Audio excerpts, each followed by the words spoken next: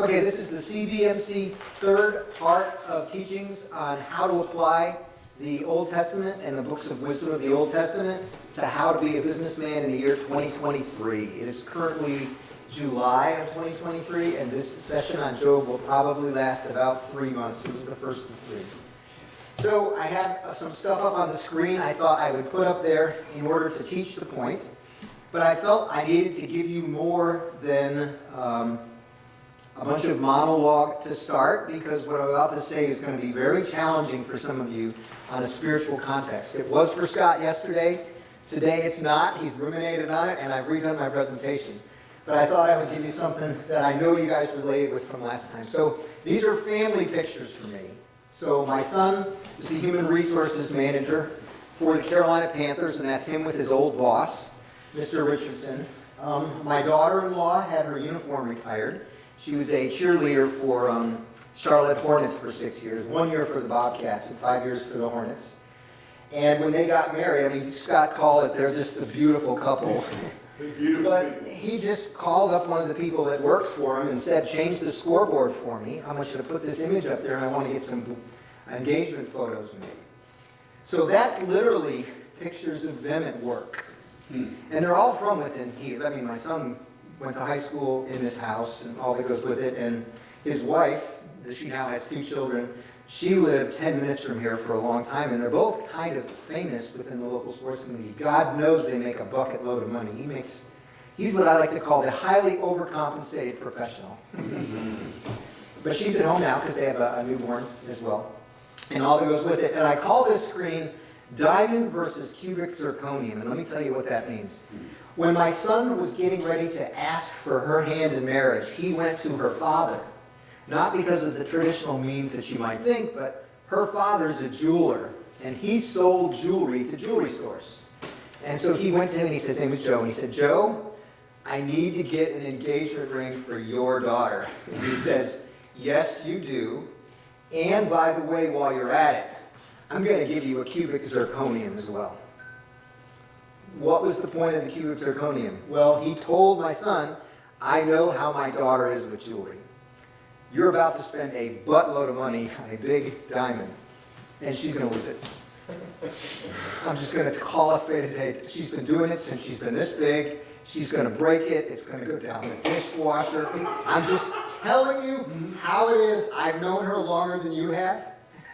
And my son's like, fair enough. So he got her a diamond, and then they got a matching cubic zirconium. And they said 99.9% of the time, that cubic zirconium is going to be perfect. It's going to display the message. It's going to make sure people understand that she's engaged and married. It's going to look beautiful. It's going to garner the attention that women like from diamonds. Here's the truth. It's not a diamond. It's not. So my lesson for you guys today had to start with this, because what I'm about to say is going to cause some of you guys to reset your opinion of me. But I got to reset your opinion of it because it's the truth. This is cubic zirconium. You have been taught that this is the inerrant word of God, but you know he didn't use this language. This is not that. This is a replica therein. We have been taught it is the same thing. And as Scott and I discussed, because he was the one who struggled with this right out of the box when I said this. I think there's just 5 words, of course. Of course he is, and you're allowed to disagree with me. But get this, this still conveys the most important stuff. Christ was the Son of God. Christ died for our sins. He went to heaven. He is the way, the truth, and the life. All those are not lost. The meat of the potato. Just like my daughter-in-law's CZ ring, conveys the message, so does all of this 99.9% of the time. You with me? But there's places where it doesn't work. And I had an example this morning with you that you gravitated toward. It was only for you, though, this morning, but I'm going to use it with these guys, and that's Genesis 1:1. So one of the first places where this gets absolutely wrong on what's in the original is Genesis 1:1. So I'm going to go through it real quick with you guys. And I'll do it in English as opposed to writing a bunch of fancy letters on the board. So in the beginning, what? Genesis 1:1. Created the So you and I were all taught this.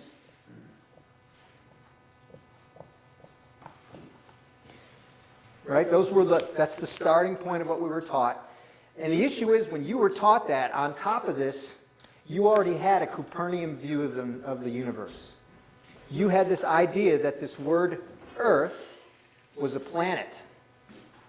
Hey, Bert, you perceived that the Earth was a round thing that contained lots of stuff. Oh, by the way, in Hebrew, that's not true. You'll have to go inside and get a chair. So in Hebrew, that's not true. This means, the actual word is dry land. The word for heaven is called, it's Shamayim. Everybody say Shamayim. Shamayim. Shamayim is the word for water, which is Mayim, it's a plural, with Sh in front of it. It's got a prefix. So Shamayim is the waters and everything above it.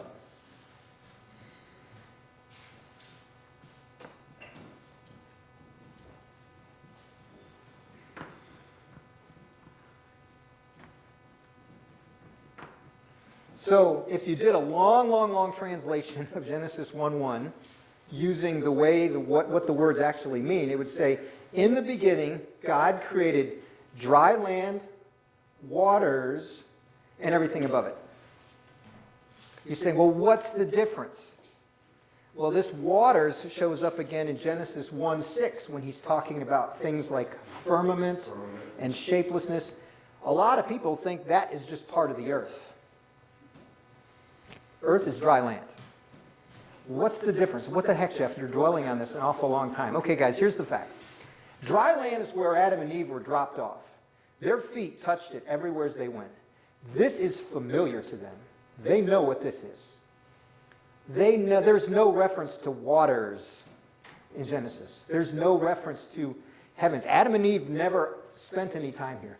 This is unfamiliar to them. This is they heard about.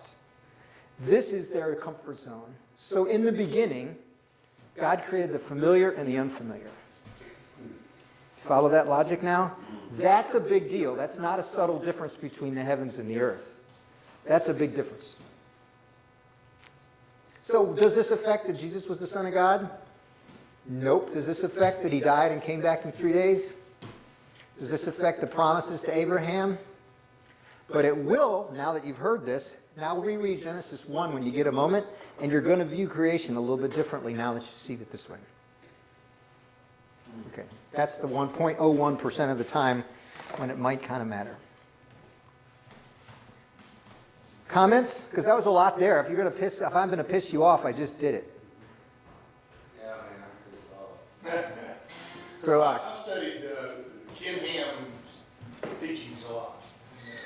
Answers. He loves this topic. He does. And he taught that before the flood, there had never been rain, that the atmosphere was heavily laden with moisture, but there was no water and there's no, the plants got their water from the atmosphere. And then the flood came along and water came up from underneath and down from the top. That canopy that protected Eden dropped onto the earth. Shemayim. And that's the same teaching that he did. He never used Hebrew in that, but that's what. He knows it really well. He's a guru compared to me. He knows this too, is my point. Yeah, very well. How does Adam, when you talk about dry land, and when Adam was created, he was created from the dust. Yeah, so Adamah, which is the ground, and Adam comes from Adamah. Son of dirt. Mm-hmm. Ashes to ashes, dust to dust. It's life from what you and I would consider to be lifeless. Well, even in Noah, during Noah's time, the people, when he said it's going to rain, they didn't understand. Yeah, that's craziness. It's like, what's rain? That's like- Chadwick talked about that. It's like saying we're going to balance the budget. Yeah, it's like. It's like, what kind of flaw is that thinking? Yeah. Until God breathed in the dirt, Incredible. the dirt was lifeless without God.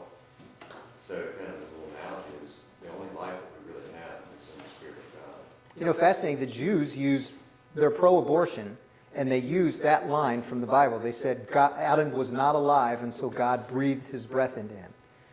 And they say, therefore, a child who's still in the womb is not alive, because until breath has been pushed into your lungs, you're dead. And they point right to God's word to justify their belief. That he was the only one God ever breathed into is irrelevant.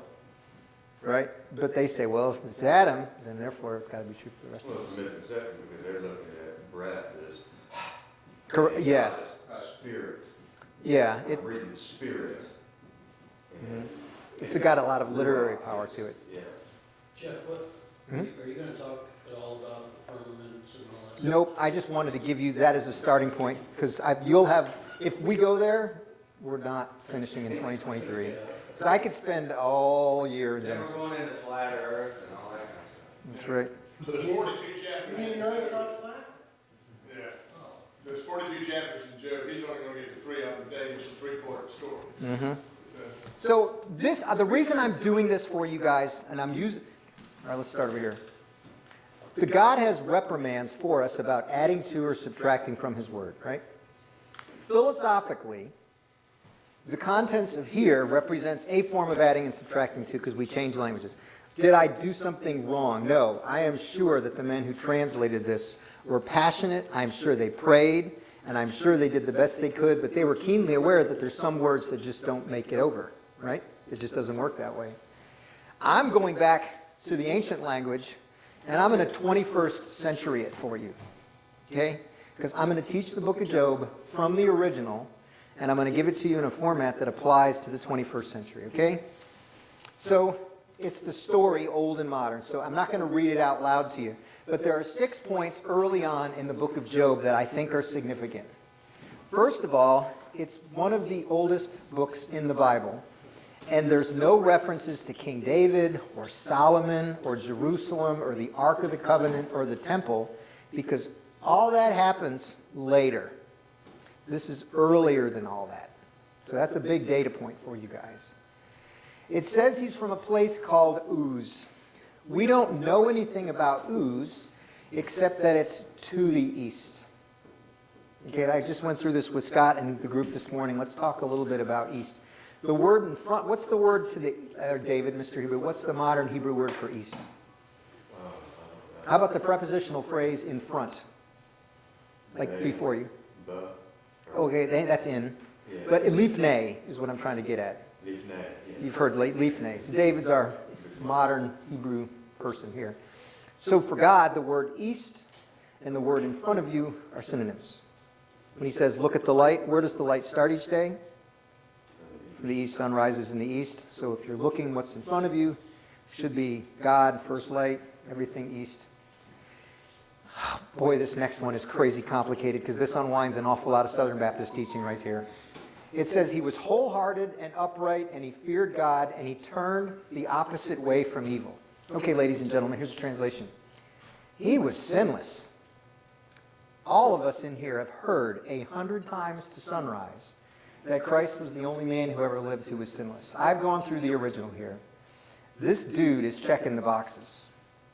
We don't get more than that in our description, and we don't even get a clear image of who it is truly that's coming through this, because there's this introduction to this concept called the sons of the gods, called the children of the Elohim.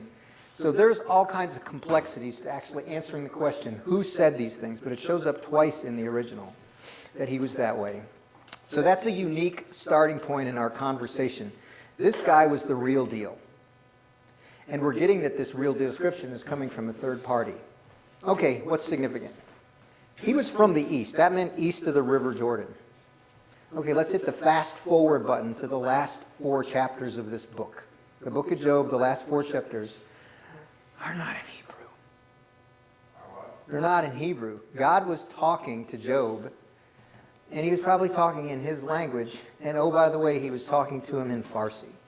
When I was looking at the last books of Job in Egyptian, when I was trying to translate some of the verbs, I couldn't get there with a Hebrew dictionary. I had to go to another language. Oh yeah, that's right, Job is from the east. Okay, where is Farsi spoken?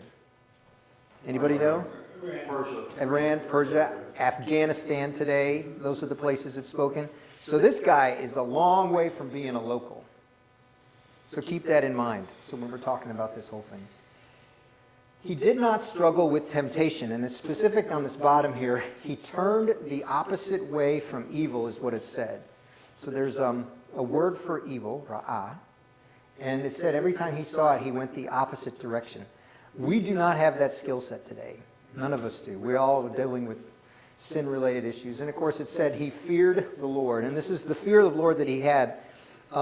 Was a respectful one, but we don't. Of course, it comes later in the book that he starts learning that he didn't quite fear the Lord he intended. But that's the starting point with this guy.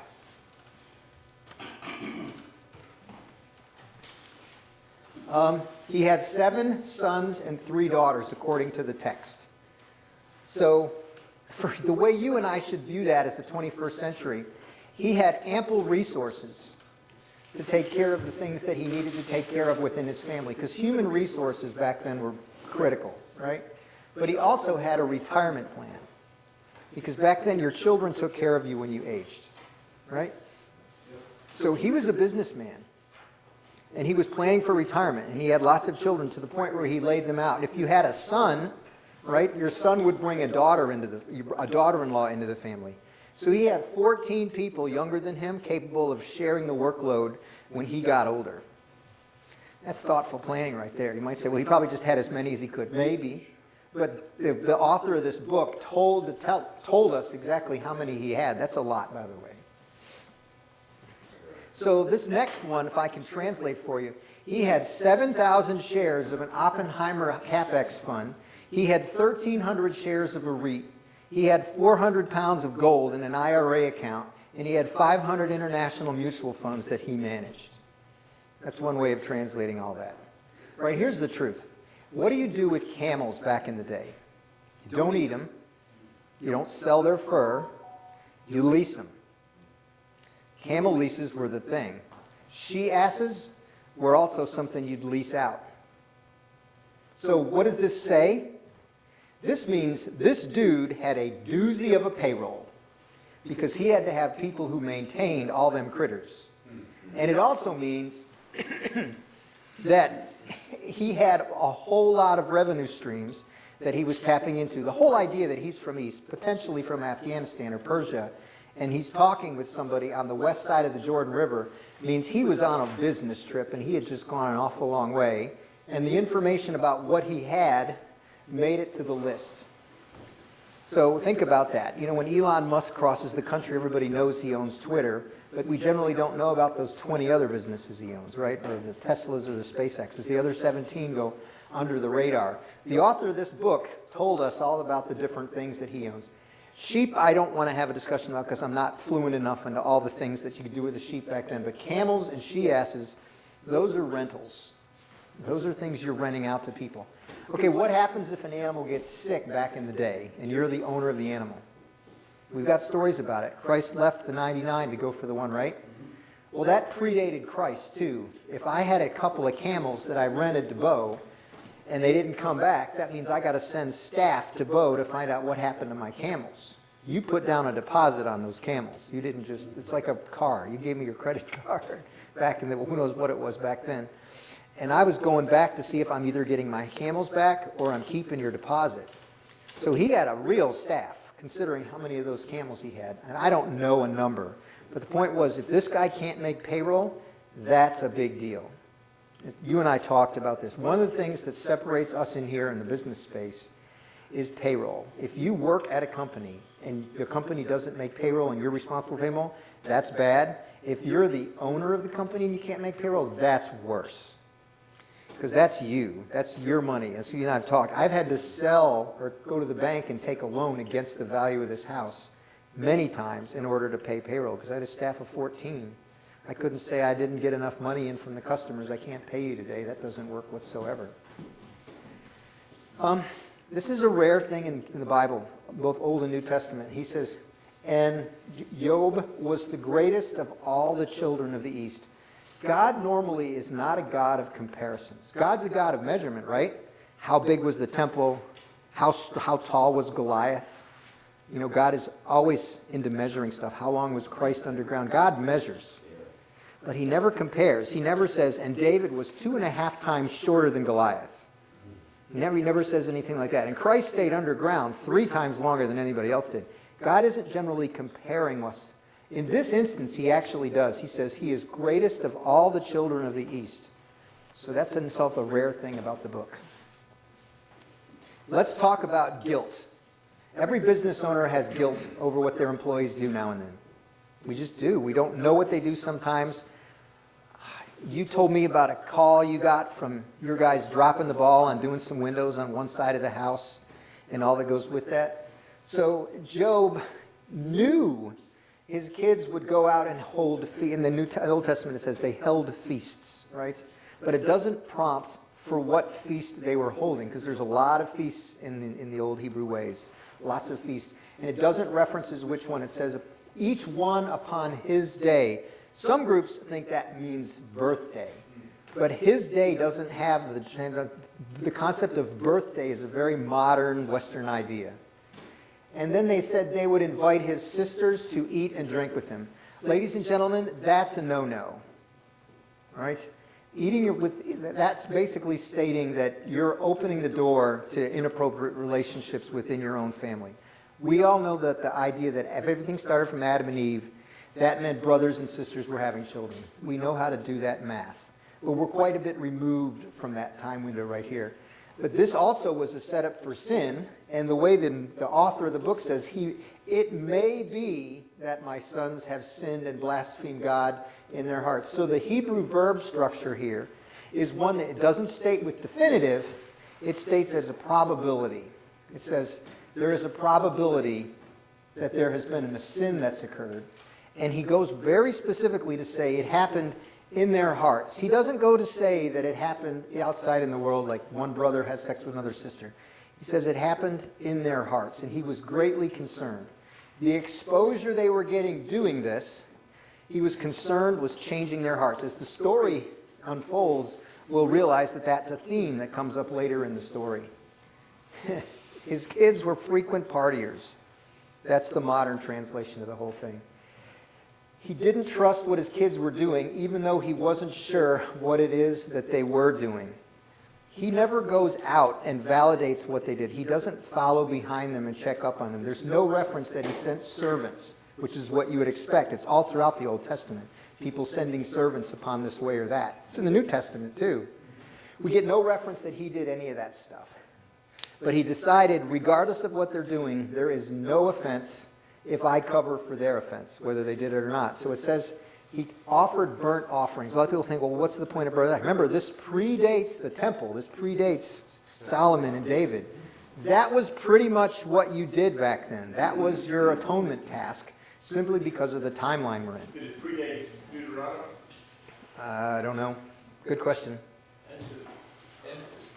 That's worthy of me doing some homework on, though. I'll look it up. I'll figure that out. It was before the temple and. It was before the The temple. law is what I'm asking. Yeah. No, it was not before the law. The law was established. I think so. Established sacrifice, and that's what it was. You know what? I'm going to look, before I say yes, let me follow up on that. That's worthy of me doing a little bit more homework. It will not hurt my feelings.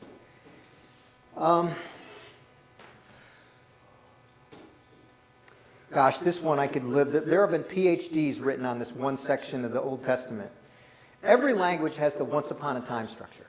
You know, once upon a time, there was, in German you say, eines Tages, gab es ein Mensch, der darüber. This idea that there's this theoretical event that occurs, hypothetical event that occurs, and it's a specific time frame here. Anyways, this Hebrew has this right here. It says, vayehi, and that means, and once upon a time.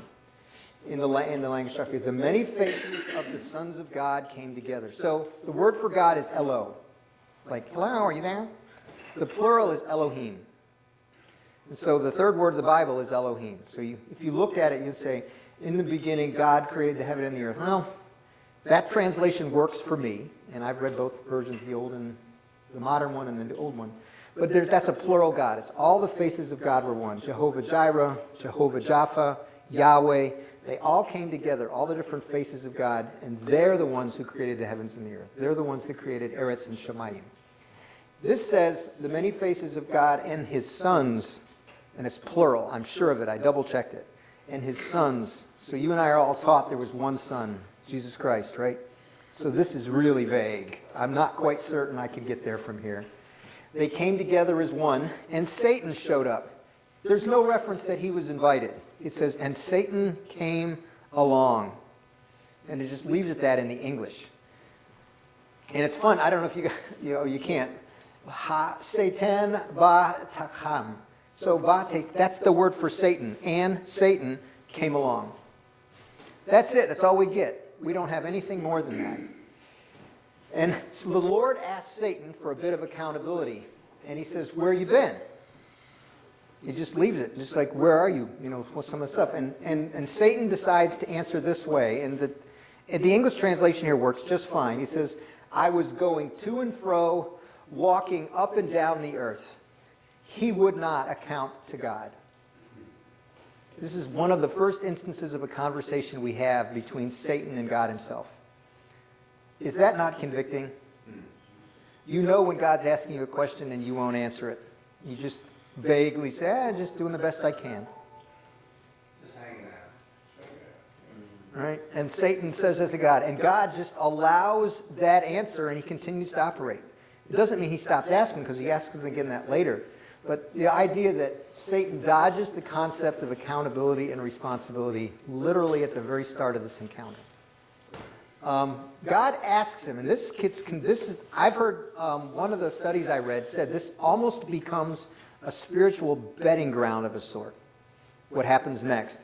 God asks Satan, and we don't get any background. He says, have you considered or have you thought about my servant Job? And servant was that word up there that you saw, the ebed word. He said, and again, God reiterates the sinless nature of him. He says he's wholehearted, upright, and shuns evil and fears me. Again, the word sin is not in there. But if you look, what does it mean to be sinless? These are parts of the definition that come up later in the Old Testament. God says that there is none like Job. That's quite a statement. We don't know the population of the earth. We know that Job is the greatest in the East. And he says there is none like Job. So basically he's saying there's my people, my chosen people. There's the East, which are not my chosen people. And he said there's none like the best in the East. Right? That's like if you really are an NFC fan and you want the NFC to win the Super Bowl every time, and you say, but there's none like the New England Patriots. That's kind of where God had placed Job. He's calling him better than his own. What a claim to make to Satan right there. Of course, Satan, fish on. Let's go with this puppy right there. We don't know where he came from, including the admiration at this point.